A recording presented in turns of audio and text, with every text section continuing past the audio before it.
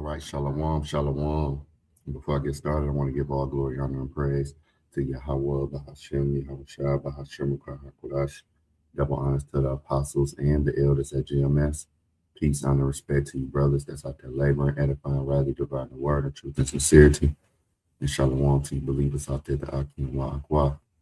And I'm watching, I know it's been a couple of days, but I'm watching Trump's speech at Davos 2026, man. And you see the title, whose look was more stout than his fellows. Now, I'm not going to play the vid because obviously, copyright. That's where I'll get most strikes. But I encourage you, brothers and sisters, to watch this. Because this guy right here, man, he was going in. And that's why when you read Daniel 7, I'm going to start from verse 19. It says, then I would know. No, Slocky. I'm going to start at, 19. It says, then I will know the truth of the fourth beast, which was diverse from all the others, exceeding dreadful, whose teeth were of iron, and his nails of brass, which devoured, break in pieces, and stamped the residue with his feet. This is going into, America, man, and of the 10 horns that were in his head, and the other which came up, all right, and before whom 3 fell, all right, even of that horn that had eyes and a mouth that spake very great things, whose look was more stout than his fellows, right? This is going into, America. When you get that word stout, and you can't make this up, man. Trump, he got up there, bold-faced line. Then he went in on Europe. He went in on NATO. All the while speaking, it was kind of cringe. And see, when you go to Stout, they go great power chief. Captain in chief. All right. And you could tell that, the United States is the chief. All right. They're over Europe in a certain sense, because the way he was up there talking, and this is why it says what the scriptures tell us, and these shall hate the whore. Now it says to speak great things. It says to speak proudly. All right.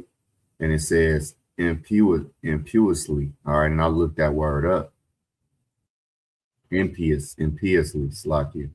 It says not showing respect or reverence, especially for God. All right. And we already know these devils, they don't, not just Trump, but, the Edomites, especially the elite, they don't show reverence for the Most High. All right. But in his speech, he wasn't, you could tell the respect level is low with Europe. He was saying, I want Europe to do good, but they're not really, the way it's looking, they're not doing really good. I mean, they up there. He talking to them in their face. He telling all of them, without us, it won't be no NATO. He's telling them that at Davos. What he been saying in the speeches, he telling them right there in the room. Like he was talking to all of them, and you could tell the respect level. When a man respects you, he'll tell you some truth, but he's not gonna speak boldly to you if he respects you. When somebody don't respect you, they can speak how they want to you. Why? Because America know, that sword they got, man. They got more military power than Europe. That's why he said, look, if it wasn't for us, it wouldn't be a NATO. Basically, if we weren't protecting y'all ass, y'all will be, through. So that respect level really ain't there. All right. But yeah, man, who's stout? All right. This is the guy for the job. The Lord put him in place, because we know Yahweh Bashem Yahushua controls everything. So the Lord put him in place to do a job, and he's doing it. All right. He's doing it to the T. All right. I got this in the AMP. It says Edom will be humble. All right. The vision of Obadiah, thus said the Lord power concerning Edom. We have heard the report from the Lord, Yahweh. An ambassador has been sent among the nations, saying, arise and let us rise up against Edom for battle, for battle. All right, with the Lord as commander. Behold, Edom, I shall humiliate you and make you small among the nations. You are greatly despised. Yeah, man. This devil been walking around. See, Esau is like a child. The Edomites, period. They're like children who ain't got their ass whooped. And you know what happened? The scriptures tell us, you roughly paraphrasing, don't spare that rod from your child. Okay, so what happens when you don't whoop your child? They grow up and it could be an asshole, or they grow up to embarrass you. They for the most part they grow up. They strong headed. They do what they want to do. They had no respect for elders. Well, the Edomites, they're like that. They've been given the green light to do what they want to do. So they're like children. They just, they do what they want to do. They don't have no reverence for the Most High. And when you try to hold them accountable, they cry out like a child. All right. They don't want to take accountability. They don't want to take accountability for the way they treated the true children of Israel. They think that's swept under the rug, which they sadly mistaken. All right. It says, the pride and arrogance of your heart have deceived you. And that's all the way from the elites down to Joe Sixpack. You go out with these Edomites. They might make a little money in suburban areas. They got a lot of pride and arrogance, man. If you've ever dealt with them at the workplace, or, you work in a job where you do a service, and you have to, let's say you a waiter and you got to wait these Edomites tables, or you got to do something with you see a lot of pride and arrogance, period, when you just out and about around these Edomites, man. It says, you who live in the clefts and lofty security of the rock, Salah, whose dwelling places is high, who say boastfully in your heart, who will bring me down to earth, right? And that's from the elites all the way down, all right? Particularly the elites, all right?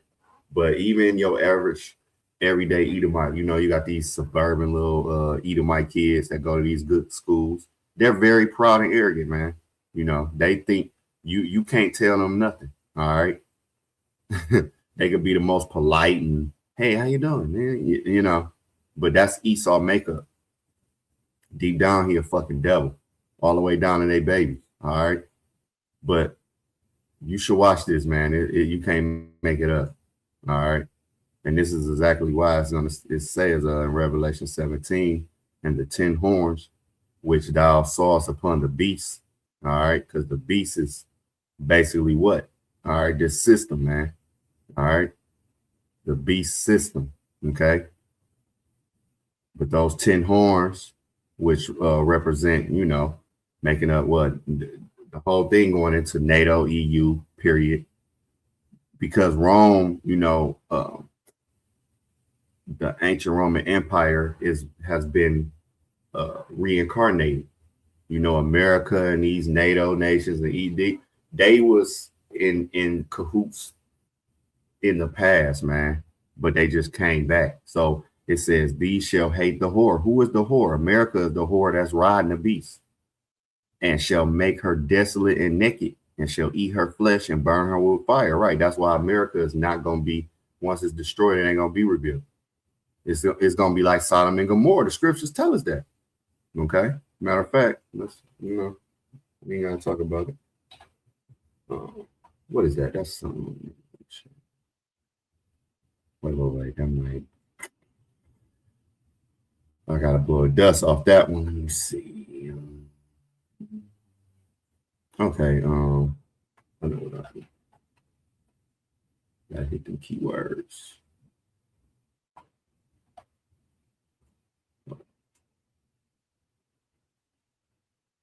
So, yep.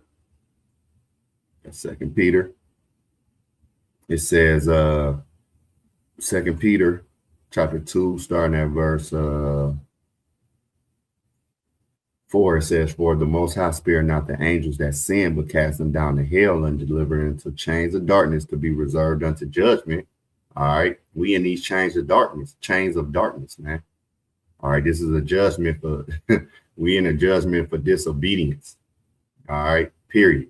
And spared not the old world, but saved Noah, the 8th person, a preacher of righteousness, bringing the flood upon the world of the ungodly. All right. So, Peter